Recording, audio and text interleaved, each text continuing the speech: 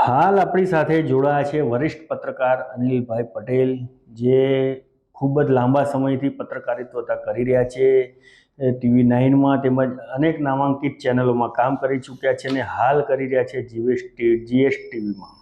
અને આજે આપણી સાથે રાજનીતિ તેમજ રાષ્ટ્રીય મુદ્દાને લઈને અનેક આપણે ચર્ચા કરવા માટે જોડાયા છે આપણા તેજ નેત્ર ન્યૂઝના સ્ટુડિયોમાં. અનિલભાઈ, આપનું સ્વાગત છે. નમસ્કાર. જણાવો, હાલ તો આપણા દેશમાં અનેક મુદ્દાઓ ચાલી રહ્યા છે, પણ હાલ જોવા જઈએ તો આજનાથી જ મુદ્દાથી વાત કરીશું કે કોલકાતા જે બંધ કરાવ્યું છે બીજેપી વાળાએ, જે છેલ્લી દુઃખદ ઘટના બની હતી તેને લઈને, તો આપ કેવી રીતે જોવો છો તેમને? મયુરભાઈ, શરૂઆત તમે રાજકીય ચર્ચા અને સ્વાભાવિક છે મમતા બેનર્જીના રાજ્યથી પશ્ચિમ બંગાળથી કરી છે. તમને ખબર નહીં તો કહી દઉં, ત્યાં ભવાનીપુર જે વિધાનસભા છે તે ક્ષેત્ર છે, ત્યાં 50,000 ગુજરાતીઓ પણ રહે છે. ઘણા લોકોને, જે લોકો ગુજરાતમાં રહે છે, એમને નહીં ખબર હોય. અને વિજય રૂપાણીના મોટા ભાઈ હતા, થોડા સમય પહેલા તેઓ ત્યાં જ રહેતા હતા અને ગુજરી પણ ગયા. મને મોકો મળ્યો હતો ત્યાં, જ્યારે હું TV9માં હતો અને ત્યાં કવરેજ કરવા માટે. સવાલ એ છે મયુરભાઈ કે શેના માટેનું બંધ હતું આ? બીજેપી 1 દિવસ કે 2 દિવસ પહેલા છાત્રો બંધ કરે, પછી બીજેપી બંધ કરે. બીજેપીની એ જ માંગ હતી કે તમે CBI થી તપાસ કરાવો. તો CBI તો હાઈકોર્ટે કીધું તપાસ કરાવી રહ્યા છે. ઠીક છે, તો માંગ તો તમારી પૂરી થઈ ગઈ. તો કેમ, કોનેથી તમે ન્યાય માંગી? શું CBI થી તમે ન્યાય માંગી રહ્યા છો? બીજેપી ત્યાં વડાપ્રધાનથી ન્યાય માંગી રહી છે. માત્ર ને માત્ર મમતા બેનર્જીને કઈ રીતે ડિસ્ટેબિલાઇઝ કરવા, કઈ રીતે એને, કારણ કે એને રાજનીતિ પહોંચી નથી વળતા. મમતા બેનર્જી એમને ગાંઠતી નથી. તમે જો લોકસભા ઇલેક્શનમાં જો કઈ રીતે એને સેટબેક આપ્યું, કઈ રીતે વિધાનસભા ઇલેક્શનમાં સતત ત્યાં જીતી રહ્યા છે. બીજેપી ત્યાં લેફ્ટ, પહેલા મુખ્ય વિપક્ષી પાર્ટી હતી, પછી કોંગ્રેસ વિપક્ષે લેફ્ટ એક થયા, તો ત્યાં હાર થઈ, પછી બીજેપી અત્યારે ત્યાં મુખ્ય વિપક્ષી પાર્ટી છે. પણ સવાલ એ છે કે મમતા બેનર્જી તરફથી તમે જો સૌથી વધુ જો મહિલા સાંસદો હોય તો TMC માંથી મહુવા મોઇત્રા તમે જુઓ, જે એમને ગાંઠતી નથી. તમામ એમની જે ધર્મ નિરપેક્ષતાનું નાટક છે એમનો, વારંવાર કઈ રીતે તે એનો મુખોટો ઉખેડી નાખે છે, તોડી નાખે છે. અદાણી વિરુદ્ધ, અંબાણી વિરુદ્ધ કઈ રીતે તેઓ લોકો વારંવાર બોલે છે. અને જે સરકારની બેવડી નીતિ છે અદાણી અંબાણી, કઈ રીતે તેઓ ખોલી નાખે છે. જેને ખીજ છે, કહેવાય કે જેને ચીડિયાપણું છે, કઈ રીતે કાઢવું. તો આ તમામ વસ્તુ આવી રીતે થઈ રહી છે. તમે જુઓ, આપણે એવું નથી કહી રહ્યા કે ઘટના નથી, ઘટના બની છે. એક દીકરી જોડે આવી ઘટના, જઘન્ય ઘટના કોઈ જગ્યા ન બનવી જોઈએ. પોલીસે પ્રોપર કામ નથી કર્યું, એ પણ ઘટના સાચી વાત છે. સુપ્રીમ કોર્ટે જે ટીકા કરી 100% થવી જ જોઈએ એ વાત. પણ સવાલ એ છે કે સુપ્રીમ કોર્ટે જે તમામ વસ્તુ કરી, CBI તપાસ શરૂ કરી દે છે, જે રીતે ખોટી વસ્તુઓ અત્યારે સામે આવી રહી છે. તમે જુઓ, તમે કમ્પેર કરો, બદલાપુર એટલે મહારાષ્ટ્રની એક ઘટના, RSS બીજેપીની એક સંસ્થા, જેની અંદર 4 વર્ષ 6 વર્ષની બાળકીઓ સાથે દુષ્કર્મ થાય છે. ત્યાં વિપક્ષ કહે છે કે અમે બંધ પાડીશું, તો હાઈકોર્ટ કહે છે ના, તમે નહીં પાડી શકો. કેમ? કારણ કે ત્યાં તો લો એન્ડ ઓર્ડરની સમસ્યા છે. તો શું આજે જે બંધ થયું એ કાયદેસર હતું? એટલે સવાલ તમને કોર્ટ અને જજો ઉપર પણ ધીરે ધીરે થવા લાગશે કે તમે કેમ ચૂઝ કરો છો. તમે જાતે બધી વસ્તુઓ સામે તમે સુવો મોટો લો, સારી વાત છે. તો પછી તમે માત્ર મમતા બેનર્જીના કે ત્યાં દીકરીના કેમ લો છો? કેમ તમે હાથરસને લઈને નથી લેતા? કેમ તમે ઉન્નાવને લઈને નથી લેતા? કેમ તમે અંકિતા ભંડારીને લઈને નથી લેતા?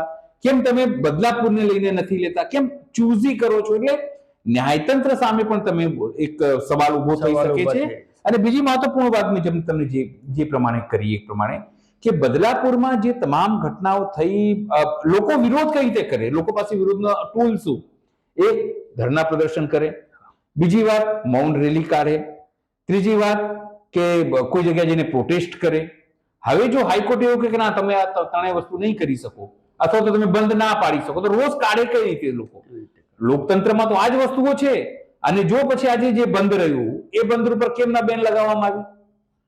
કેમ સરકાર, કેમ સુપ્રીમ કોર્ટે ના કીધું કે તમે ભાઈ આ બંધ, તમે જો મુંબઈ માટે કે બદલાપુર માટે, મહારાષ્ટ્ર માટે ખોટું હોય બંધ, તો પછી એ પશ્ચિમ બંગાળ માટે કેમ સારું કે સાચું થઈ જાય? એટલે તમને એવું લાગે કે હવે ભાજપ તો પોતાની રીતે તમામ ઘટનાક્રમને કરી જ રહી છે. દેશમાં એક અનસ્ટેબલ અને મમતા બેનર્જી સરકારને બદનામ કરવાનો પ્રયત્ન કરી જ રહી છે.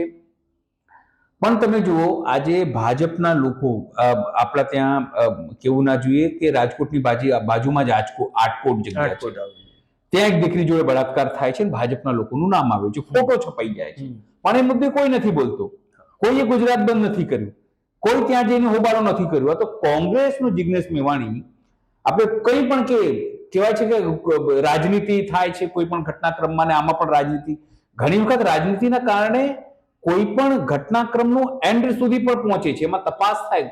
મારી પાસે ડઝનથી વધારે એવા ઘટનાક્રમ છે જેમાં રાજનીતિ થઈ હોય, વિપક્ષે તપાસની માંગ કરી હોય ને તપાસ થઈ હોય ને એમાં સાચો અપરાધી પકડાયો હોય. પણ જ્યાંથી બીજેપી છેલ્લા 10 વર્ષથી આવી છે, તમે જુઓ રાજેશ મિશ્રા, જેને ખીન લખપત જેના દીકરાએ મારી નાખ્યું, સાહેબ વિચાર કરો, જેના દીકરાએ ખેડૂતોને મારી નાખ્યું, પોલીસમાં અરેસ્ટ થયો, પણ એનું કોઈ રાજીનામું લેવામાં આવ્યું નહીં. આખરે ટેની મહારાજ હારી ગયા ત્યાંથી.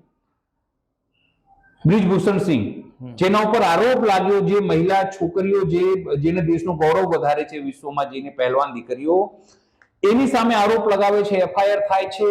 છેલ્લે તો વિનેશ ફોગાટ ત્યાં હારી ગઈ. કઈ રીતે રાજનીતિ થઈ એમાં આપણે નથી પડવું, પણ એ વાત હકીકત છે કે દિલ્હી પોલીસે કઈ રીતે તેમને ઢસડ્યા, કઈ રીતે તેમને માર્યા, કઈ રીતે તમામ વસ્તુઓ થઈ, અને એ જ વિનેશ ફોગાટની જ્યારે આવી, એ ભલે બહાર થઈ ગઈ, પણ તમારે એની પ્રશંસા કરવી પડે છે. કેમ? કારણ કે તમને ખબર છે કે જો એની પ્રશંસા નહીં કરીએ તો હરિયાણા હારી જઈશું. એટલે તમારે એની પ્રશંસા, અને વિનેશ ફોગાટ કહે છે કે જે દીકરીઓને જે લોકોએ કેસ કર્યું હતું બ્રિજભૂષણ સામે, એની જે સિક્યોરિટી હટાવી દેવામાં આવી. કેમ હટાવી દેવામાં આવી? પોતે પીએમ નરેન્દ્ર મોદી લાલ કિલ્લાથી કહે છે કે મને દુઃખ થાય છે કે આ દીકરીઓ જોડે આવું થાય છે. પણ તમારે જ કરવાનું છે, આ કામ તો તેમને કરવાનું. લેટર લખ્યું ત્યાંના સીએમ મમતા બેનર્જી, તમે કડક કાયદો બનાવો. વિપક્ષે કીધું તમે કાયદો બનાવો, ફાંસી આપો, તમામ વસ્તુ કરો. તો કાયદો કેમ નથી બનાવતા તમે? જો તમારા રાજ્યમાં થાય, ઉત્તરાખંડમાં થાય, તો તમે કહો છો કે ના કંઈ નહીં, અમે તપાસ કરી રહ્યા છીએ. તપાસની રાહ જુઓ, પોલીસ ઉપર વિશ્વાસ રાખો, કોર્ટ ઉપર વિશ્વાસ રાખો. પણ જ્યારે એ મમતા બેનર્જી કર્ણાટક, તેલંગાના, હિમાચલ પ્રદેશમાં થાય તો તમે રસ્તા ઉપર ઉતરી જાઓ છો. તો જો પેરામીટર્સ તમારા માટે લાગુ છે, પેરામીટર્સ તો બીજા માટે પણ લાગુ હોવા જોઈએ, પણ તમે નથી ચાહતા. કેમ નથી કરતા? કારણ કે તમારી દોગલી નીતિ છે. એ ચાહે વડાપ્રધાન નરેન્દ્ર મોદી હોય, અમિત શાહ હોય, આખી બીજેપી હોય, આરએસએસ કેમ ના હોય. કારણ કે તમે જુઓ અત્યારે લિસ્ટ ઓફ, તમે જુઓ, તમે કુલદીપ સેંગરની વાત કરો, ચિન્મય આનંદની વાત કરો, એવા તમામ લોકો, કારણ કે આ લોકો જે છે એ લોકો જસ્ટિફાઈ કરે છે. મણિપુર તમે ના જાઓ, મણિપુરને લઈને તમે જ્યારે પૂછવામાં આવે ત્યારે ના બોલો. એટલે ચૂઝી છે આ તમામ ઘટનાક્રમમાં. મયુરભાઈમાં એવું છે કે સિવાય રાજનીતિ કઈ થઈ રહી નથી, કોઈને રસ નથી. પણ હા, દેશના લોકોને હું તો અપીલ કરું છું, ગુજરાતીઓને અપીલ કરું છું કે કાલે જો તમે ચૂપ રહેશો તો આજે કોલકાતામાં થયું છે, તો કાલે તમારી દીકરીના ઘરમાં બી થશે, તમારી સાથે થઈ શકે છે. ત્યારે આ જ બીજેપીના લોકો એને જસ્ટિફાઈ કરશે. તમે કંઈ નહીં બોલી શકો કારણ કે આજે તમે કંઈ નથી બોલતા. આ તો વાત હતી કોલકાતાની, બીજેપીએ જે બંધ આપ્યો એની. આજે બીજો પણ એક મુદ્દો છે કે યુપીએસને લઈને જે નવી નીતિ લાગુ કરી, જે પેન્શન યોજના, એને આપ કેવી રીતે જુઓ છો? એને હું મજાક રીતે જોઉં છું. સરકારે કેમ એવું લાગી રહ્યું છે આપણે? કહું આપણને એવું લાગે ને કે આ સરકાર પહેલા એનપીએસ લાવી, પછી યુપીએસ લાવી, પછી હવે લાવી છે તો સારું છે. ખૂબ ઢોલ નગાડા વગાડીને તમે જુઓ, જે લોકો મોદી સમર્થક મીડિયા છે, બધી ટોપ મીડિયા એનું વખાણ કરી રહી છે. પણ તમે જુઓ આપણા દેશમાં 6 પ્રકારની પેન્શન છે. 6 પ્રકારના. કેવી રીતે? પહેલા ઓલ્ડ પેન્શન હતું, પછી આ લોકો ન્યૂ પેન્શન લાયા, યુપીએસ લાયા, old one rank one pension વાળી યોજના છે એ લાયા. એક નો પેન્શન છે જે અગ્નિવીરોને કે એની તમને પેન્શન નહીં અપાય, બરાબર? એ 5મું પ્રકાર. 6થું પ્રકાર આપણા રાજનીતિજ્ઞોને, કોઈ વ્યક્તિ કોર્પોરેટર બી બને, કોઈ વ્યક્તિ ધારાસભ્ય બી બને, કોઈ વ્યક્તિ એમપી બી બને, લોકસભા અને રાજ્યસભા. તો 4 પ્રકારના પેન્શન એને મળે. ગુજરાતમાં આપણા ધારાસભ્યોને નથી મળતું, પણ બીજા રાજ્યોમાં મળે છે. તો 6 પ્રકારની પેન્શન યોજના આપણા ત્યાં લાગુ છે. વિશ્વમાં કોઈ એવો દેશ નહીં હોય સાહેબ, ઇતિહાસ તમે જાણો એમના ત્યાં શું ભાઈ સોશિયલ સિક્યોરિટી બધાને આપે છે. તમારા મનમાં હોઈ શકે છે કે આ સાલા આ કર્મચારી તો કામ તો કરતા નથી, એમને કેવી રીતે આ મળવું જોઈએ? ભલે કામ ના કરતા હોય આપણે માની લઈએ, પણ સરકારી નોકરીમાં ગયો છે, પોતાની ઉંમર એને ત્યાં આપી દીધી છે. અને જ્યારે તમારી ઉંમર ઢળતી હોય ને ત્યારે પૈસાની તમને ખૂબ જરૂર હોય, કારણ કે તમે કમાઈ શકતા નથી. તમે દીકરા કે વહુઓ કે દીકરીઓ કોઈના મોહતાજ છે, કોઈના, તમને ત્યારે એવું લાગે કે કાશ મારી પાસે 10,000 થી ફિક્સ આવક હોત, હું આ લોકોને અપેક્ષા આ લોકોને આધીન ના રહો, ત્યારે તમને ખૂબ જરૂર પડતી હતી નાના નાની દવાઓ માટે, ચશ્મા માટે, નાની જરૂરિયાતો તમને ખૂબ હોય. તમારા ઘરે કોઈ નાતી પોતા કે કોઈ આવ્યો હોય તો એને તમે ગિફ્ટ આપો, એ તમારા તરફથી લાગે હું મારા તરફથી આપું છું. હવે તમે જુઓ મજાક કેવી રીતે કરી છે આ લોકોએ. ઓપીએસ હતું પહેલા, ઓપીએસમાં સરકારે જ બધું આપવાનું હતું, જે પણ પ્રોવિડન્ટ ફંડ આપે સરકાર આપે, પછી છેલ્લી ઘડી એને બધું મળતું, પેન્શન મળતું. પછી આ લોકો એનપીએસ લાયા, ન્યૂ પેન્શન સ્કીમ. મને સાંભળ કહું સરસ, જેમ અમૃતકાલ, આ લોકોને જોરદાર આવ્યો કે તમને નામ એવી રીતે આવે ને તમે ખુશ થઈ જાવ, હા જોરદાર નામ છે. આ લોકો એનપીએસ લાયા. એનપીએસ માં કેવું કે 10% અમે સરકાર જે કર્મચારીઓને કાપીશું, બધું જમા કરીશું અમે. જમા કર્યા પછી અમુક પૈસા જેના 60% જયારે રિટાયર થયા ત્યારે આપીશું, અને અમુક પૈસા અમે માર્કેટમાં લગાવીશું.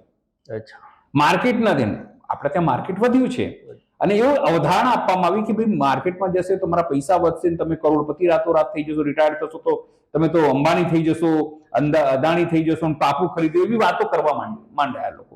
એટલે લોકોને એવું લાગ્યું ત્યારે કર્મચારીઓને ક્યારે જોરદાર. પણ જયારે 10 વર્ષ રહ્યા એટલે કલઈ ખુલવામાં કહેવાય ને કે તમારું જૂઠનું સંચન ધીરે ધીરે થાય ને પછી ઘડો ફૂટે.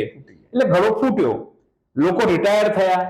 એનપીએસ માં જયારે આવવાનું થયું પેન્શન તો કોઈને 800, કોઈને 2000, કોઈને 3000, તો ત્યારે લાગ્યું મજાક થઈ ગયું. 2018 થી સાહેબ આખું આંદોલન ચાલુ થયું કે એનપીએસ હટાવો, એનપીએસ હટાવો. મજાની વાત ક્યારે થઈ કે જયારે હિમાચલમાં કે રાજસ્થાનની વાત કરું, કોંગ્રેસ હતી, કર્ણાટકમાં કોંગ્રેસ આવી, અને બીજી જગ્યાએ એ લોકોએ શું કરતા, અમે તો ભાઈ ઓલ્ડ પેન્શન લાગુ કરીશું પોતાની રીતે રાજ્યમાં, ભલે કર્મચારીઓ કેન્દ્રીય હોય. જે પેન્શન 3000 કે 2800 મળતું હતું, સીધા 29000 થઈ ગયું ઓપીએસ માં. એ લોકોને ખબર પડે કે આ ભાઈ તો આપણને બનાયા એનપીએસ ના નામે. એટલે વિરોધ ચાલુ થયો 2018 થી સતત. અને 2024 ના ઇલેક્શનમાં પણ લોકો કીધું કે અમે ઓપીએસ આપીશું, જે સરકારો હતી. પછી આ લોકોએ એક કમિશન, વિશ્વનાથન કમિશન રચના કરી, ભાઈ શું ખામીઓ છે ને આપણે દૂર કરીએ. બરાબર. ખૂબ જોરદાર આંદોલન ચાલ્યું. અત્યારે 2-4 દિવસ પહેલા વિશ્વનાથન કમિટી રિપોર્ટ અપાઈ ગયો, અને એમાંથી કીધું ભાઈ અમે જે સારી સારી વસ્તુઓથી શોધીને અમે ઓપીએસ માંથી જે સારી સારી, અત્યાર સુધી ઓપીએસ ને ગાળો આપતા હતા, ત્યાંના કારણે દેશના આર્થિક તંત્ર પર બર્ડન પડે છે, દેશ ગરીબ થઈ રહ્યું છે, આપણે વિકાસમાં આગળ હરણફાળ નથી બળી શકતા, ભલે આપણા મિત્રોને 16 લાખ કરોડ માફ કરી દઈશું, ભલે એમને જે આપવું હોય આપી દઈશું, પણ અમે કર્મચારીઓને નહીં આપીએ કારણ કે સાલા ચોર હોય છે. એવી માનસિકતા હોય તો જ વિચારતા હોય ને. હું તમને કોઈ વસ્તુ કેમ ના આપું તમારા હકનું, સારો કામ જ નતો કરતો, ભલે મહિનો આવતો તો બેસતો હતો, તો સારાને નહીં આપું પગાર. સાચી વાત. એટલે એ માનસિકતા સાથે તમામ વસ્તુઓ થઈ. પણ જયારે આ વસ્તુઓ થઈ એટલે આંદોલન ચાલુ થયું, એટલે લોકોને ખબર પડી, વિશ્વનાથન કમિટી બનાવી દીધી, અને રાતોરાત બધી. હવે કોને બોલાય? એમને કીધું કે અમે 100 થી વધારે સંગઠનોની મીટિંગ કરી, બધાને અમે વાતો કરી, પણ જે મૂળ લોકો જે આનું આંદોલન ચલાવતા તે લોકો અમને તો ખબર જ નથી આ લોકો ક્યારે લઈ આવ્યા. મોટી વાત એ હતી કે અમે જ આંદોલન ચલાવી રહ્યા છે, અને સાહેબ અમને તો ખબર જ નથી ક્યારે લઈ આવ્યા. પછી સારી સારી વાતો. હવે એનપીએસ ની તમને આખી વાત કરું, શું રમત છે એની અંદર. સરકારે એવું કીધું કે તમે 25 વર્ષ નોકરી કરશો ને તો તમને પૂરું પેન્શન આપીશું. બરાબર. 25 વર્ષો અત્યાર સુધી નિયમ હતો 20 વર્ષનો. 20 વર્ષમાં તમને પૂરું પેન્શન મળે. તમે 10 વર્ષની આસપાસ કરીને જતા રહો તો તમને 10,000 મળે. ડિફેન્સ એવી વસ્તુ છે ને ડિફેન્સમાં, કે ત્યાં લોકો 15 વર્ષથી 17 વર્ષ, બહુ તો 20 વર્ષથી વધારે નોકરી કરી શકતા નથી. સિપાહીની કેડરની વાત કરું છું, જે લોકો છે એમાં તમે અર્ધલશ્કરી દળ હોય કે એ હોય, ઇવન આર્મીમાં બી ઘણા લોકો 10, 15 વર્ષ, 20 વર્ષ નોકરી આવી જાય છે, કારણ કે ફિટનેસની વાત હોય છે, તમારે એમાં તમામ વસ્તુ કરવાની. હવે એ લોકો સમજો ના કરી શકે તો તમે એને ફૂલ ના આપો, 10,000 જ આપશો. સવાલ તો એ જ છે ને. તો ત્યાં સવાલ ઉઠવો થવાનો કે ભાઈ 10,000 જ આપશો. બાકીના પૈસા આ લોકો એવું કીધું કે અમે જે છે ને અમે તમારા બી 10% લઈશું, અને અમે 14-15% આપીશું. અને પછી જે તમારા 10% અમે લેવાના છે, પછી છેલ્લી ઘડીએ તમને અમે 6 મહિનાની એક સાથે જે પગાર છે ને બધું આપીશું, બધું જોડીને. તમે વિચાર કરો, 25 વર્ષ સુધી 10% તમારા પગાર લેતા રહીશું અમે. એમાં ડીએ દર વર્ષે ઉમેર્યા, કારણ કે વર્ષમાં 2 વખત ડીએ વધે છે. બરાબર. મોંઘવારી ભથ્થું જેને કહેવામાં આવે છે. એટલે સરકાર કર્મચારીઓ જયારે વધારે ને ત્યારે કહે છે આ મોંઘવારી ભથ્થું આપવી, પણ જનતાને જયારે મોંઘવારી ભથ્થું આપવાનું થાય તો કે ના ના ક્યાં બધું છે, એવું નથી એવું કે છે. એટલે પછી કેવું કે તમારી જોડે 10% લેશે દર મહિને, અને પછી છેલ્લે 5-6 લાખ રૂપિયા તમને આપશે. પછી કહેશે જોયું, એટલે પણ તમે મારામાંથી જ કાપીને મારા પૂરા પૈસા નથી આપી રહ્યા તમે. એક નંબર 1 વાત એ. બીજી વાત, બાકીના જે 40% કે 50% પૈસા છે તમારા માર્કેટમાં ઇન્વેસ્ટમેન્ટ કરશે. શું કીધું એમણે? માર્કેટમાં કોણ નક્કી કરશે ઇન્વેસ્ટમેન્ટ કરો? હું નક્કી નહીં કરું, મારા પગાર સરકાર નક્કી કરશે. સરકારની ઈચ્છા થાય કે હારું આ અદાણી સાહેબની કંપની ડૂબી રહી, ચાલો ખરીદી લઈએ, તો તમારા પૈસામાંથી ખરીદી લેશે. અંબાણીમાંથી ચલો ખરીદી લઈએ, એની ખરીદી લેશે. એટલે પોતાના મિત્રો કઈ રીતે વર્ષો સુધી અહીંયા નંબર 1, નંબર 2, નંબર 3 રહે, એના માટેની એક વ્યવસ્થા છે. ત્રીજી વ્યવસ્થામાં ચાલ જોવું શું છે. ત્રીજી, હજુ બી સ્પષ્ટતા કરવામાં સરકાર પોતાની રીતે કે ટેક્સ કેટલું કાપશો તમે? શું 60% ઉપર જે આપશો એના ઉપર ટેક્સ કાપશો કે જે 40% જે તમે આપવાનો છો ફ્યુચરમાં એના ઉપર આપશો? એની સ્પષ્ટતા નથી. દાવ શું છે? આ લાગુ ક્યારથી કરવાનું છે? લાગુ કરવાના છે 1 એપ્રિલ 2004 થી જે લોકો ભરતી થયા હોય એ લોકોને બી લાગુ પડશે. અત્યાર સુધી એ બધાને આ લોકો લાભ આપશે, બરાબર, કે બધાને આપણે એરિયર સાથે આપીશું. પણ લાગુ ક્યાંથી કરીશું અમે? 1 એપ્રિલ 2025 થી. એટલે કે લગભગ 7-8 મહિના 10 મહિના પછી. કેમ ભાઈ? નહીં, કેમ? સવાલ થાય ને તમને કે મનમાં, કેમ? શું ગણતરી નથી મળી રહી આ લોકોને?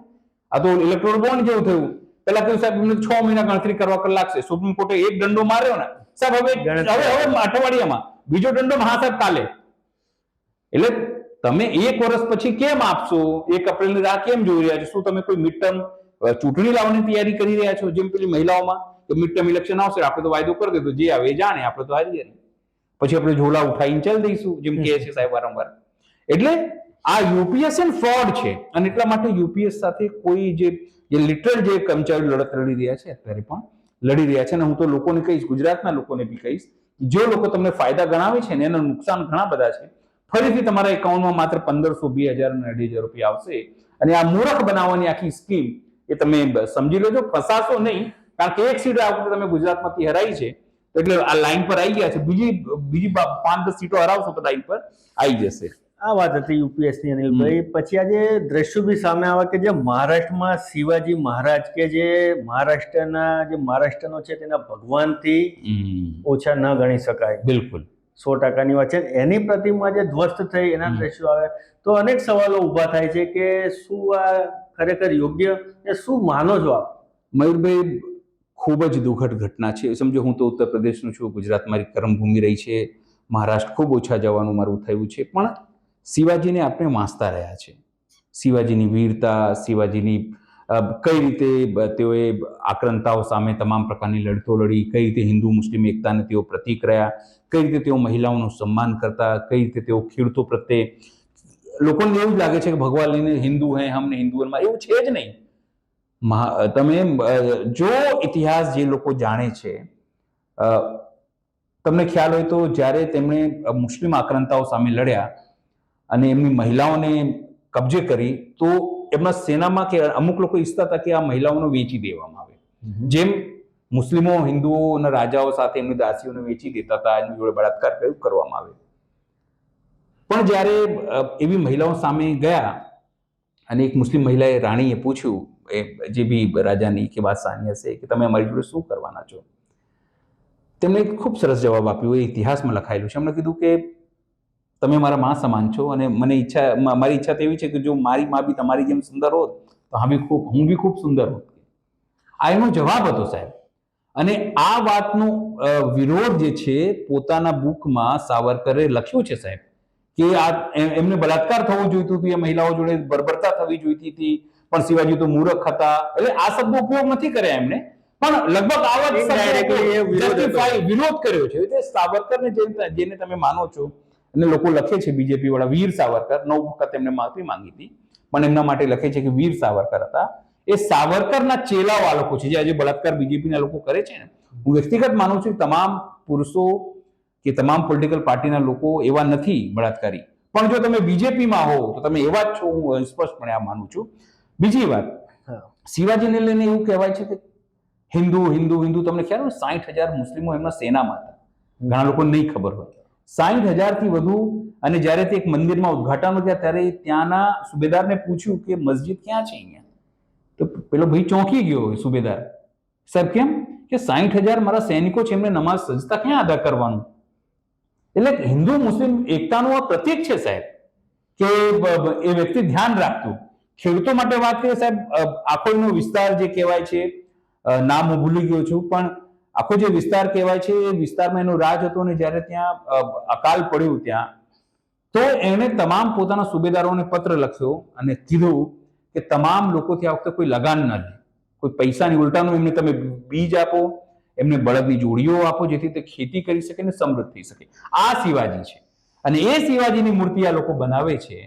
હજુ વર્ષ પણ નથી થયું સાહેબ. આ ડિસેમ્બરમાં આ લોકોએ ડિસેમ્બર 2023માં સ્થાપિત કર્યું. કંઈક 1600 કરોડ રૂપિયાની વાત કરીને વાત આવે છે કે શિંદેના એનો દીકરો હતો, એનો કોઈ રિલેટિવ હતો, એને આ કામ આપવામાં આવ્યું હતું, જેને અનુભવ નહોતો, અને ત્યાં મૂકવામાં આવ્યું. અને નેવી બી આની અંદર ઇન્વોલ્વ છે. નેવી પોતાની રીતે કરશે. સરકારે ત્યાં એફઆઈઆર કરી દીધું છે, જે લોકો કોન્ટ્રાક્ટર બનાવ્યો તેમાં. પણ સવાલ એ છે કે તમે ભગવાન રામને નથી છોડતા, મંદિર બનાવો છો, પાણી ટપકે છે. તમે લોકતંત્રના મંદિર સંસદને નથી છોડતા, ત્યાં પાણી ટપકે છે. તમે કૃષ્ણને નથી છોડતા, તમે સુદર્શન બ્રિજ બનાવો છો, ત્યાં ઉખડી જાય છે રસ્તાઓ. અમદાવાદ તો ઠીક છે, હવે ગુજરાતીઓ ટેવાઈ ગયા છે, પણ હવે આ તમામ ઠગો હવે રામને નહીં છોડી રહ્યા. તમે જુઓ, અટલ સેતુ એ લોકોએ બનાવ્યું હતું, એમાં તિરાડ પડી ગઈ, એટલે અટલને નથી છોડી રહ્યા. એટલે કૌભાંડ ક્યાં સુધી જશે? પણ આ વખતે આ લોકો મોંઘું એટલા માટે પડવાનું છે કે ઇલેક્શન ભલે 2 રાજ્યોના છે, પણ ત્યાં મહારાષ્ટ્રમાં ઇલેક્શન ખૂબ નારાજગી હતી. ત્યાં તમે સમજો કે પહેલી વખત મેં જોયું કે ત્યાં મરાઠીઓ સંયમ રહ્યા સાહેબ, તોડફોડ નથી કરી. એ લોકો સંયમ, તમારે દાદ આપવી પડે. મરાઠીઓને એટલા માટે પણ સેલ્યુટ કરું છું કે સીધી રીતે અતિવાદી ગણવામાં આવ્યું છે, એક્સ્ટ્રીમ લેવલ ઉપર જો વિરોધ કરે ને, એક્સ્ટ્રીમ ઉપર વિરોધ. પણ આ વખતે તેઓ શાંત રહ્યા, વિરોધ દર્શાવવાનો પ્રયત્ન થયો, પણ પોલીસ તપાસથી તમામ વસ્તુ થઈ. પણ આનું નુકસાન છે ને ત્યાં ભાજપને થશે, એ વાત નક્કી છે. આમાં સ્કેમ છે કે કેમ, એક તપાસ કરવાની વાત છે. સરકારે એફઆઈઆર કરી, પણ એવું ના કર્યું કે ભાઈ આપણે એક તપાસ એજન્સી બનાવી દઈએ કે સીબીઆઈ ને સોંપી દઈએ. તમે ત્યાં માંગ કરો છો કે ભાઈ કોઈ બીજા રાજ્યોમાં થાય સ્કેમ તો સીબીઆઈ ઈડી તપાસ માંગ કરવામાં આવે. માંગ કરવામાં આવે, પણ આમાં નહીં. હવે જે ઇલેક્શન ને લઈને વાત હતી, તો હવે ઇલેક્શન ની પણ એક વાત છે, એ પણ કરી લઈએ કે જ્યારે કેન્દ્રમાંથી 4 રાજ્યોમાં ઇલેક્શન થવાનું હતું, એ ચર્ચા ચાલી રહી હતી, પણ છેલ્લે ફુગ્ગો ફૂટ્યો અને વાત આવી કે હવે 2 જ જગ્યાએ ઇલેક્શન કરવાનું જાહેર કર્યું છે. તો આવું કેમ અનિલભાઈ? જો આ સરકાર કેવું છે, અમે નાના હતા ને ત્યારે એક વાર્તા સાંભળતા મયુરભાઈ, કે ચોરો છે ને ગામમાં ચોરી કરવા આવે ને તો ગાય ચોરીને ભાગી જાય. પછી ગામવાળાએ નક્કી કર્યું કે આપણે ને ઘંટ બાંધીએ ગાયોનો, એટલે ગાયો જાય તો સારું પકડાય, અવાજ થાય, પકડી લઈએ. એક બે વખત ચોરો લઈને જાય, પકડાઈ ગયા, માર ખાધું. એમાં બુદ્ધિશાળી ચોર હતો, એને કીધું ભાઈ આપણે આવી રીતે નહીં ચોરી કરવાનું. એટલે શું, કેવી રીતે? એટલે ઘંટ કાઢવાનું, 2 જણા આમ ભાગે ને ગાય લઈને આમ ભાગવાનું. અચ્છા, નજર બીજે. એટલે એવું કર્યું કે લઈને ભાગે, પછી રાત્રે જાય, 2 જણા ઘંટી લઈને ઉત્તરમાં ભાગે, અને પછી દક્ષિણમાં લોકો ગાય લઈને ભાગે, અને પછી છેલ્લે તળાવમાં નાખીને ઘંટી એ લોકો ભાગી જાય. એટલે ગામવાળા પર, એટલે આ જે બીજેપીની ટોળકી છે ને, આવી ટોળકી છે. નહેરુજી કહેતા કે જો આરએસએસ તમને કહે કે અમે પૂરબમાં જઈ રહ્યા છીએ, તો તમે એને પશ્ચિમમાં ગોતજો તો મળી જશે. આ આરએસએસ ના લોકો છે આ તમામ લોકો. વન નેશન વન ઇલેક્શન કેટલું સરસ લાગે, મેં તમને પહેલા કીધું. તમામ પ્રકારના નારાઓ ગઢવામાં તમે જુઓ તો નંબર 1, પણ એને ઇમ્પ્લિમેન્ટ કરવામાં 0 છે, કારણ કે એમની ખાલી વાતો જ કરે. તમે જુઓ, ખેડૂતોની આવક બમણી કરીશું, થયું? ઉલટાનું લઈ લીધું સાહેબ. 700 લોકો. મતલબ આમનું માર્કેટિંગ મજબૂત છે. માર્કેટિંગ મજબૂત છે. કેમ? પૈસા છે સાહેબ, કોર્પોરેટ એની જોડે છે. તમે સમજો, કોર્પોરેટ, મીડિયા અને પોલિટિકલ પાર્ટી, આ ત્રણેયનું કાર્ટેલ છે આ, અને કોઈ પણ લોકશાહી માટે ખૂબ જ જોખમકારક છે. બીજી વાત, મેં તમને કહ્યું ખેડૂતોની આવક બમણી કરીશું, 0. 2 કરોડ રોજગાર આપીશું, 0. તમને ખબર હોય તો અમે દત્તક લઈશું ગામ, શું હવે ગામ ચાલતા થઈ ગયા છે એ ખબર નહીં, દત્તક લો એ બી ખવાતો પતો નહીં કોઈને શું થયું. પછી કીધું કે અમે સ્માર્ટ સિટી બનાવીશું, સ્માર્ટફોન આવી ગયા, સ્માર્ટ સિટી ક્યાં છે ખબર નહીં, આપણે જોઈ રહ્યા છે અમદાવાદમાં શું છે સ્માર્ટ સિટી, સુરતમાં શું હાલત છે જોઈ રહ્યા છે, વડોદરામાં શું હાલત છે અત્યારે આપણે જોઈ રહ્યા છે. વન નેશન વન ઇલેક્શનની આ લોકો વાતો કરી છે. 4 રાજ્યોનું ઇલેક્શન સાથે નથી કરાવી શકતા. 7 ફેઝમાં સાહેબ તમારે લોકસભા ઇલેક્શન કરાવવી પડે છે. કેટલા કર્મચારીઓ સાહેબ તાપમાં મરી ગયા સાહેબ, વિચાર કરો. આટલી બધી વસ્તુ, આટલું હ્યુજ મશીનરી, સ્વાભાવિક 7-8 ઇલેક્શન તમે કરો, જે બી તમારી મશીનરી છે. પણ સવાલ એ છે કે તમે 2 રાજ્યોના ઇલેક્શન ડિક્લેર કરો છો, 4ના નથી કરતા. તમે વિચાર કરો, રાજીવ કુમાર મુખ્ય ઇલેક્શન કમિશનર છે, અત્યારે લોકો એના વિશે શું એટલું બધું કહે છે ને, અત્યારે જાહેર મંચથી કઈ નથી શકતો. ટ્વિટર ઉપર જાઓ, તમે સોશિયલ મીડિયા ઉપર જાઓ, ખૂબ ખરાબ કહેવાય છે. એનું ક્રેડિબિલિટી સામે સવાલ છે. એક એ છે કે ખૂબ સરસ મજાનું મોસમ છે કાશ્મીરમાં, અનેક પ્રકારના રંગબેરંગો ફૂલો છે, તહેવારો મસ્ત છે, એટલે અહીંયા ઇલેક્શન આપણે ખૂબ સરસ મજાનું થશે. જ્યારે પૂછો મહારાષ્ટ્રમાં કેમ નહીં, તો ત્યાં પૂર આવેલું છે, ત્યાં તહેવારો બી છે, નવરાત્રી બી છે, ગણેશ ચતુર્થી છે ને, એટલા માટે આપણે ત્યાં અત્યારે મોડું કરી રહ્યા છે. મૂર્ખ સમજે છે ને દેશને, કે જે વાત દેશના ગળે ના લોકોને. ઉતરે. હા, હવે કેમ કર્યું, થોડો સમય આપવા માંગે છે. કેમ? જો જમ્મુ કાશ્મીરમાં હારે છે નક્કી છે, એનું ઉત્તમ ઉદાહરણ તો 2 દિવસ પહેલા તમે જો એક લિસ્ટ જારી કરે છે, એમાં પહેલાના ઉપમુખ્યમંત્રીનું નામ જ નથી, જે પ્રદેશ અધ્યક્ષ નામ જ નથી, હોબાળો થાય છે, લોકો એકઠા થઈ જાય છે, પાછું ખેંચી લે છે. અને જ્યારે કોંગ્રેસ નેશનલ કોન્ફરન્સ સાથે ગઠબંધન કરે, બૂમો બૂમો કરવા માંગે છે, ક્યાં તો એન્ટી નેશનલ સાથે જોડાણ કરે છે. અરે ભૈયા, તમે પણ જ્યારે એનડીએનું શાસન હતું ત્યારે એને મંત્રી બનાવેલા. ઉમર અબ્દુલ્લાના બાપાને તમે શેખ અબ્દુલ્લાને, ફારૂક અબ્દુલ્લાને તમે મંત્રી બનાવેલા ત્યારે પોતાની સરકારમાં, ત્યારે એ લોકો નતા. પછી આયા તમે પીડીપી જોડે બી તમે ગઠબંધન કરી ચૂક્યા, મહેબૂબા મુફ્તી જોડે, પણ હવે તમને ત્યાં કોઈ મળતું નથી, કારણ કે તમારા પર કોઈ વિશ્વાસ કરતું નથી. તમારી હાલત ત્યાં પતલી છે, ત્યાં હારવાના છે, એ વાત માની ચૂક્યા છે. તમે જો લોકસભા ઇલેક્શનમાં ઘાટી, જે કાશ્મીર ઘાટી કહેવાય, તો 3 ઉમેદવાર ઉભા જ નહોતા રાખ્યા, ખાલી 3 ઉપર જ લડતા હતા આ લોકો. અને પાછું શું કે 370 માં હટાવ્યું, કેટલો મોટો ફાયદો સાહેબ. જ્યારથી આમણે શપથ લીધા છે અત્યાર સુધી કમસે કમ 12 થી લઈને 14 જે શહીદો થઈ ગયા છે આપણા. આ એમની નીતિ છે. ગૃહમંત્રી કંઈ બોલતા નથી, ટ્વીટ નથી કરતા સાહેબ. વિચાર તો કરો આ લોકો કે હા ભાઈ શહીદોને નમન ક્યાં. મોદીનું સાહેબ એક ટ્વીટ નથી આવતું આપણને. તમે જુઓ, કોઈની આંગળી કપાઈ જાય ને સામાન્ય, તો એને ટ્વીટ કરે છે કે અમને દુઃખ છે. સમજો વાત. એટલે આ તમામ વસ્તુ થાય. બીજી વાત, હરિયાણામાં આવ્યા. હરિયાણામાં એમને એવું લાગ્યું કે ચોટાલા જોડે એમનું ગઠબંધન તૂટી ગયું, પણ જે રીતે હરિયાણા ખેડૂતોને એ લોકો દિલ્હીમાં નથી આવવા દીધા, એને લઈને ત્યાં ખૂબ હાલત પતલી છે. તમે જુઓ, આ લોકો મનોહરલાલ ખટ્ટરને હટાવીને નાયબસિંહ સૈનીને સીએમ તરીકે લઈ આવે છે, પણ એની બી લોકપ્રિયતા નથી ત્યાં. પછી ત્યાં એ લોકો શું કરે, એમને ખબર, ત્યાં 21% દલિત વોટ બેંક છે, એને તોડવું કઈ રીતે, તો ત્યાં આરએલડી અને માયાવતીને ત્યાં સેટ કરે છે આ લોકો, કે તમે ગઠબંધન કઈ લડો જેથી કોંગ્રેસને તોડીએ. પછી એમાં વિનેશ ફોગાટ વાળો કિસ્સો આવે છે, એટલે સાવ જે હતું એ પતી જાય છે આ લોકોની સ્થિતિ. હવે આ લોકોએ રસ્તો કર્યો કે ત્યાંના પ્રદેશ અધ્યક્ષે પત્ર લખ્યો ઇલેક્શન કમિશન, માયાવતી થોડા પાછળ કરો કારણ કે ઇલેક્શન છે, હજુ સુધી નિર્ણય નથી લીધું, પણ માનવામાં આવે છે કદાચ પાછળ લઈ જશે. પણ શું કરશે ખબર નહીં ઇલેક્શન, કારણ કે ઘોષિત થઈ ગયા છે, પણ ત્યાં પણ તેઓ હારી રહ્યા છે, કારણ કે લોકસભા ઇલેક્શનમાં 5 સીટો, જે 10 સીટો હતી બીજેપીને ઘટીને 5 સીટો થઈ ગઈ. લોકસભા પ્રમાણે તમે જુઓ તો 52% વોટ જે છે આ વખતે, 52 થી 58% વોટ એ કોંગ્રેસને મળ્યા છે. બીજેપી ત્યાં ઓછી થઈ ગઈ છે. આ વખતે માનવામાં આવ્યું છે માત્ર 20-25 સીટ ઉપર માંડ તેઓ જીતશે.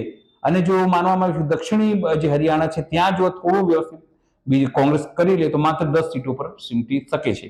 મહત્વપૂર્ણ તમે વાત કરી 4 સીટો પર કેમ નહીં. મહારાષ્ટ્રમાં કયા મોડે કરત આ લોકો. મહારાષ્ટ્રમાં તો જે રીતે ત્યાં એનસીપી ને શિવસેનાને તોડીથી લોકો નારાજ હતા, એ જ પરિણામ હતું સાહેબ. 48 માંથી શિવસેના અને બીજેપીની સંયુક્ત 41 સીટો આ લોકોને મળતી. તમે વિચાર કરો, 38-41 સીટો, રેકોર્ડ બ્રેક. અને જયારે એકલા લડ્યા ત્યારે માત્ર 9 સીટો ઉપર આવી ગયા. ત્યાં દલિતો તમારાથી નારાજ, ત્યાં એસટી તમારાથી નારાજ, ઓબીસી નારાજ, સવર્ણો નારાજ. સવર્ણો કેમ નારાજ? કારણ કે તમે નોકરી આપી શક્યા નહીં, માત્ર ગપ્પા તમે મારતા હતા. પછી આ લોકોએ આઈડિયા કર્યો કે કામ કરો, આપણે મધ્યપ્રદેશની જેમ ને પેલું પ્યારી બહેના યોજના લઈ આવો, એટલે 1500 આપણે આપવા માંડીએ 21 થી લઈને 61 વર્ષની મહિલાઓને. પછી કે બીજું શું આપી શકીએ, તો યુવાઓને આપો, જે 10માં ભણતા હોય એને બી અને કોલેજમાં ભણતા હોય એને બી, બેરોજગારોને બી 6000 થી રૂપિયા 10,000 આપો. એના કારણે થયું શું ખબર છે? મફતમાં કે વીજળી આપી. 1 લાખ કરોડનું બજેટ વધી ગયું એ લોકોનું. અત્યારે ગુજરાત કરતા વધારે કરજ એનો 8 લાખ કરોડનું કરજ છે એના ઉપર. 5 લાખ રૂપિયા તેનું બજેટ છે સાહેબ, તમે વિચાર કરો. એટલે આવક 5 લાખ કરોડ અને જાવક 6 લાખ કરોડ. 1 લાખ કરોડ ક્યાંથી લાવવાના તમારે? એટલે કેવું છે, આ લોકોએ વધાર્યું. બીજી મહત્વપૂર્ણ વાત, ત્યાં નારાજગી છે ભયંકર. કેમ? કારણ કે ગુજરાતી વર્સિસ ત્યાં મરાઠી થઈ ગયું છે. કેમ થઈ ગયું છે તમને કહું. ઘણી બધી એવી યોજના હતી કે ઘણી બધી એવી ત્યાં કંપનીઓ આવવાની હતી જે ગુજરાતમાં ત્યાંથી શિફ્ટ અહીંયા કરી દેવામાં આવી. લોકોને એવું લાગે છે કે આ તો યાર આપણું અપમાન છે. અને ત્યાં જે રીતે સીએમ તરીકે ફડણવીસ હતા, એકનાથ શિંદે હતા, હવે તો ડેપ્યુટી સીએમ છે, એટલે ત્યાંના લોકોને એવું લાગે છે આ લોકો તો પીઠું છે, દિલ્હીથી ચલાવે છે પેલા 2 ગુજરાતીઓ. લોકોને એક એવી એક ભાવના, એક મેસેજ એવા ધીરે ધીરે જવા લાગે છે. એટલે તમારા વોટ શેર ઓછા થવું, તમારી લોકપ્રિયતા, તમે જુઓ ત્યાંના લોકોએ તો એવું કીધું બીજેપીના કે હવે અમિત શાહ અને મોદીને મોકલતા નહીં, તમારો હજુ વોટ શેર ઘટશે. તમે જુઓ વચ્ચે ગયા હતા અમિત શાહ અને એવું કહીને આવ્યા હતા કે જે શરદ પવાર છે તો કે ચોરોનો સરદાર છે અને કરપ્શન એને જે ઇન્સ્ટિટ્યુશનલાઇઝ કરે સંસ્થાગત રીતે કરપ્શનનો મેન બોસ થઈ ગયો છે. એને શું કીધું સામે કે ભાઈ આ તો તડીપાર હતો, 1 મિનિટ તમારી ઇજ્જત ઉતારી દીધી. તમે કોઈના ઉપર પલટવાર થવાનો છે. પછી તમે એક જણાએ કીધું કે આ તો ઔરંગઝેબ છે, પેલો કે આ તો અબ્દાલી છે. પછી ત્યાં કોમી રમખાણો કરાવવાના પ્રયત્ન થયા. તમામ વસ્તુ ત્યાં થશે. પણ હું તમને કહી દઉં કે ત્યાં હવે જે રીતે મહાયુતિ એટલે જે ઉદ્ધવે અને શરદે અને જે રીતે કોંગ્રેસે ત્યાં ગઠબંધન કર્યું છે ને આ વખતે, એ કોઈ પણ કાળે જો ઈડીસીએ બધાનો ઉપયોગ કર્યા છતાં પણ કોઈ પણ કાળ વખતે સફળ થશે નહીં. ચોથી ઝારખંડની તમને વાત કરું તો આ લોકોની ગણતરી હતી કે ચંપઈ સોરેન એને તોડીને આપણે લાવી દઈશું અને અલ્ટિમેટલી ત્યાં જઈને સરકાર પર કબજો કરી લઈશું. ત્યાં તોડીને રાષ્ટ્રપતિ શાસન 6 મહિના માટે લાવી દઈશું, કબજો કરી લઈશું, પોતાની રીતે કરીશું. પણ હેમંત સોરેન હોશિયાર, એક વખતે જેલમાં જઈને આવ્યો, એને તમે ફસાયો એટલા માટે કહું છું કારણ કે હાઈકોર્ટે કીધું કે આ કેસમાં કંઈ છે નહીં, કંઈ છે જ નહીં આ કેસમાં. વિચાર તો કરો, તો 5 મહિના બીજ જેલમાં રહ્યો અને એમાં હીરો થઈ ગયો. અત્યારે ત્યાં તમામ એસટી જે આદિવાસીઓ છે એ થઈ ગયા. હવે જે વિસ્તારોમાં તમને લોકસભામાં સીટો મળતી તે વિસ્તારોમાંથી બી તમે ઝીરો થઈ ગયા છો. એટલે જે વસ્તુ તમે કરવા જઈ રહ્યા હતા કે 4-5 લોકોને તોડીને કરી શકીએ, હવે જે એની જોડે જે ચંપઈ સોરેન સાથે જે ગયા હતા એ લોકો ભાગીને પાછા જતા સાહેબ અમે નથી, આ ભાઈ એકલો હતો. એટલે હવે ચંપઈ સોરેન એકલા થઈ ગયા. હવે ભાજપમાં એકલા જશે. એટલે વિચાર કરો કે કોઈ પણ રીતે તોડવું. પણ અત્યારે જે સર્વે આવી રહ્યા છે, ન્યુટ્રલ સર્વેની વાત કરું છું હું, આ મોદી સમર્થક મીડિયાની વાત નથી કરતો, એ એવું જ કહી રહ્યા છે કે 0-4 માંથી 0 આવશે. બહુ હોય તો ઝારખંડમાં તોડફોડ કરી શકે તો, પણ 3 માં તો 0. પણ જો 4-0 થયું તો શું મોદી સાહેબ રહેશે? નહીં રહે. અને યુપીએસ હું તમને એટલે જ કહું છું, એટલે 2025 થી લાગુ કરવાના છે કે આપણે તો રહેવાના નથી. આરએસએસ જાતે લાત મારીને કાઢી મૂકશે સાહેબ. હું તમને સીધી રાતમાં કહું છું.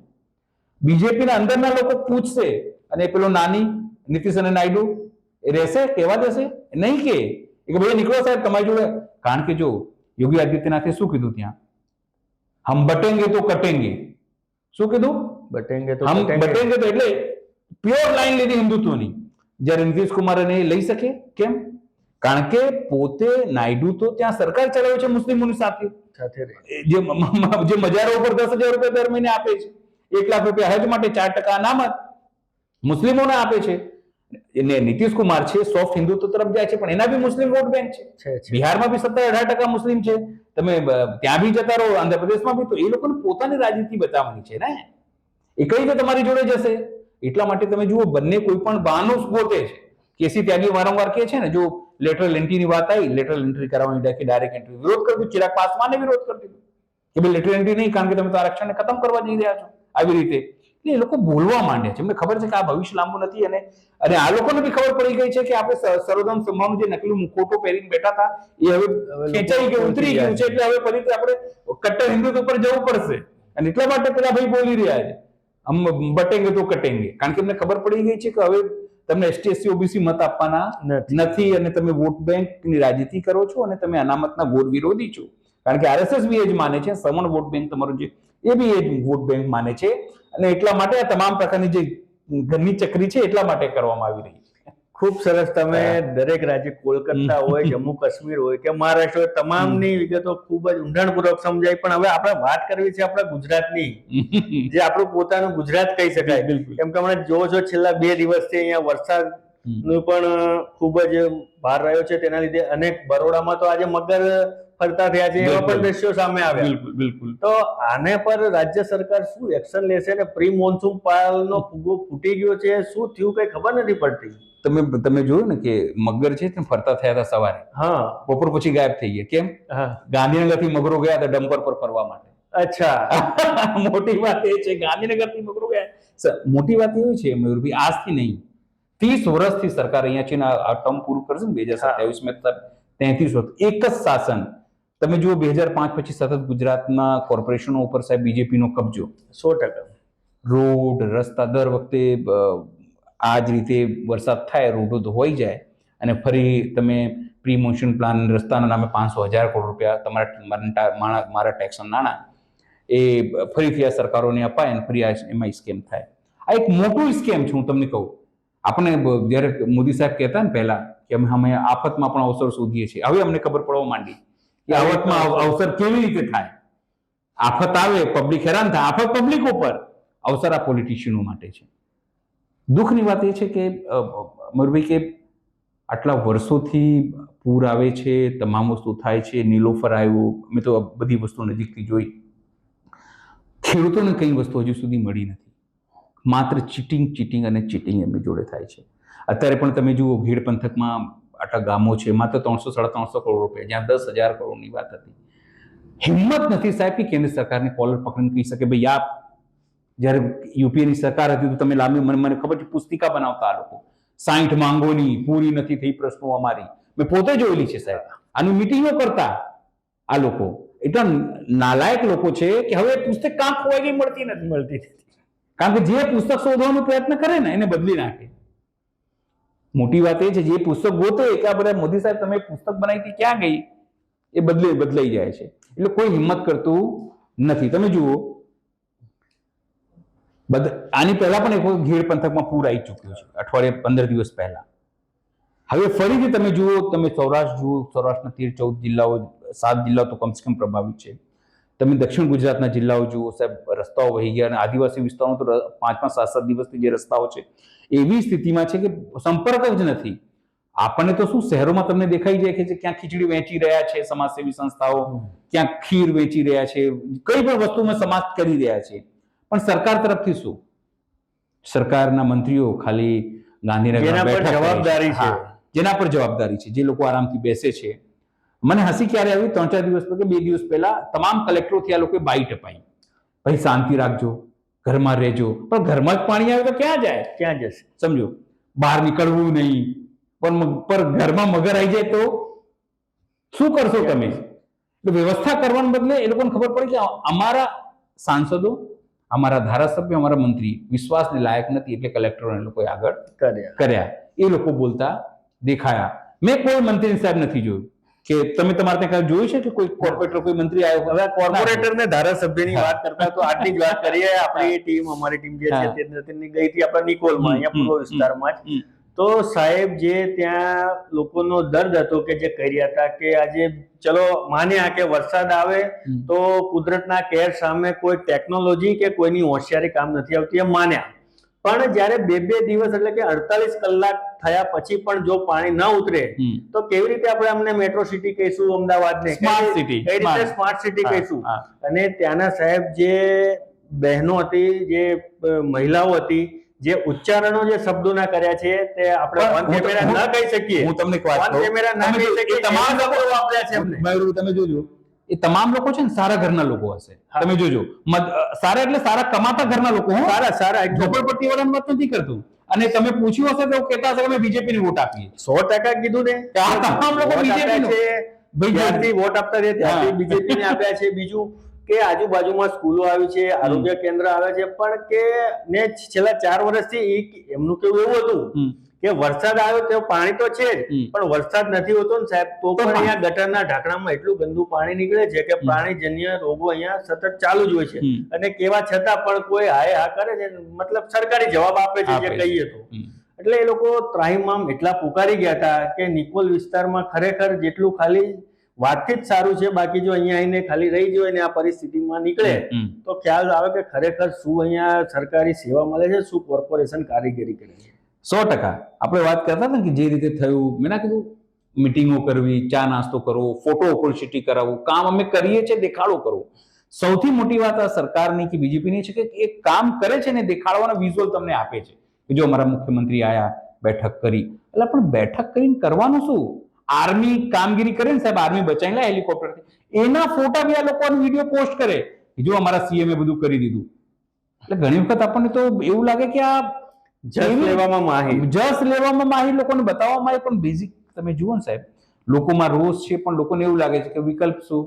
આપણે તો મંદિર મસ્જિદની આપણે તો પેલા શું કહેવાય ઉલઝનમાં ફસાયા છીએ, આપણે તો બકરી અને ગાયમાં ફસાયા છીએ, આપણે તો હિન્દુ મુસ્લિમ, કારણ કે આપણે તો બીજેપી જે છે એ અબ્દુલની ચૂડી ટાઈટ કરી રહ્યું છે. પણ આ મૂર્ખાઓને નથી ખબર પડતી અબ્દુલની ચૂડી ટાઈટ કરવામાં તમારી બી ચૂડી ટાઈટ થઈ રહી છે. મોંઘવારી એવું નહીં કે અબ્દુલને 500 રૂપિયા કિલો દાળ મળશે તો તમને 50 રૂપિયા મળવાની છે. તમને બી 500 રૂપિયા જ મળવાની છે. અબ્દુલ તો ટાયર પંચર કરી લેશે, તો તમે તમારા દીકરાઓને મૂકો છો ટાયર પંચર કરવા માટે? એટલે લોકોને એ માનસિકતા સાથે મયુરભાઈ જયારે બહાર નહીં નીકળે ને, હિન્દુ મુસ્લિમ મંદિર મસ્જિદ કે મમતા બેનર્જી તો આવી છે ને ફેક વોટ્સએપ મેસેજો કે આપણે આવું કરી દેવું જોઈએ, પણ જયારે પોતાના ઉપર આવે છે ને ત્યારે તમે બહાર નીકળે. આજે તમે જો કે આમાં આવું છે ને તેવું બધું રોજ સાથે વ્યક્ત કરશે, પણ તમે છેલ્લે પૂછો ને વોટ કોને આપેલું? બીજેપી ને. તો ભોગવો બીજેપી ને આપ્યો છે. જે સિસ્ટમ સુધારવાની જે લોકો પર જવાબદારી છે, જે પ્રતિનિધિઓ પર સાહેબ, જો હું વ્યક્તિગત માનું, લાલબહાદુર શાસ્ત્રી કહેતા કે રોડ કેટલો મોટો, કેટલો જાડો, કેટલી ક્વોલિટીનું બનશે ને એ કામ એ નક્કી કરવાનું કામ કોનું છે? અધિકારીઓ. બરાબર, જાણકાર. પણ રોડ કયા દિશામાં જશે ને એ તમારા જનપ્રતિનિધિ જવાબદારી છે, કયા દિશામાં લઈ જવાની છે આ રોડ. બરાબર, મતલબ સાફ છે કે જો અધિકારી તો ફેલ થયા જ છે, બરાબર, તમે એને ગાળો આપો, એ કરો, પેલું કરો, પણ અધિકારી પોતાની જવાબદારીમાંથી છટકી શકતો નથી, કારણ કે એને ફાઇલમાં નોટિંગ કરવાનું હોય છે. તમે સમજો, એને લખવાનું હોય છે કે આ આટલું મટીરિયલ વપરાયું, એ જવાબદાર છે. તમે જો જે રીતે ટીઆરપી ગેમ ઝોન થયું, અધિકારી પેલો નાનો અધિકારી પકડાયો, પણ કોઈ આઈએસ પકડાયો નહીં, કોઈ નેતા પકડાયો નહીં, કોઈ મંત્રી પકડાયો નહીં. હશે બધાને મળતું હશે સાહેબ પૈસા એમાંથી, એમને પેલો ભાઈ નહીં ચલાવતો હોય, આટલા વર્ષોથી ચલાવતો હતો. બધાના કલેક્ટરોના ફોટા, મંત્રીઓના ફોટા બધા તમે જોયા હશે સાથે. પણ સવાલ એ છે કે જ્યાં સુધી આપણે બોલતા નહીં થઈએ, આપણે એનો કોલર તમારે ત્યાં આવે, એ મેં સાંભળ્યું તમારા ઘટના કે તમે લેખિતમાં મને મોકલી આપો. એક જણાએ કીધું કે તો પછી હવે આવજો તમે, અમે તમારી લેખિતમાં માંગીશું. જે દિવસે આ વસ્તુ થઈ જશે, ભાઈ તમે અમારા ઘરે આવો, વોટ માંગો, લેખિતમાં આપ અમને, તું કે અમારું કામ કરીશ. આ તો ત્યારે જ એમણે લેખિતમાં કીધું જયારે એમના પર આવ્યું અને જયારે પાણીમાં તકલીફ પડી ત્યારે એમણે વાત કરીને ફોન કર્યો. બાકી ક્યાં કોઈ આ બાબતને નથી ધ્યાન દેતું. યાની પેલો રાહત ઇન્દોરીએ કીધું હતું સાહેબ, એક મસ્ત એની શાયરી છે, लगेगी आग तो आएंगे कई घर जब में, यहाँ हमारा मकान थोड़ी ही है. યાદ રાખજો, यहाँ ખાલી એક જયારે તમારા ઉપર જો દીકરીઓ પર જયારે આવે ને ત્યારે ક્ષત્રિયો ઘરે બેઠા હતા, પણ જયારે એમની દીકરીઓ પર આવે ને ત્યારે ઉકળી પડ્યા. તમે જુઓ, પોતાના ઉપર આવે છે ને ત્યારે ઉપર છે, પણ જે દિવસે તમે બીજાના માટે અવાજ ઉઠાવતા થઈ જશો ને એ દિવસે કોઈ પોલિટિશિયન, કોઈ અધિકારી, કોઈ પોલીસ અધિકારી કે કોઈ તંત્રની હિંમત નહીં થાય કે તમને આવી રીતે દબાવી શકે કે તમારી વાત ન માને. એટલે કે ખૂબ સરસ વાત કરી, ખૂબ સરસ જોડાના ચર્ચામાં અમારી સાથે અનિલભાઈ ને ઘણી બધી રાષ્ટ્રીય લેવલે મુદ્દાની વાતો કરી અને ઘણી બધી ઊંડાણપૂર્વક સમજ આપી. સો મચ થેન્ક યુ અનિલભાઈ, તમે અમારી જોડે ચર્ચામાં જોડાયા. તમે મને બોલાય, મને ગમ્યું અહીંયા. Thank you.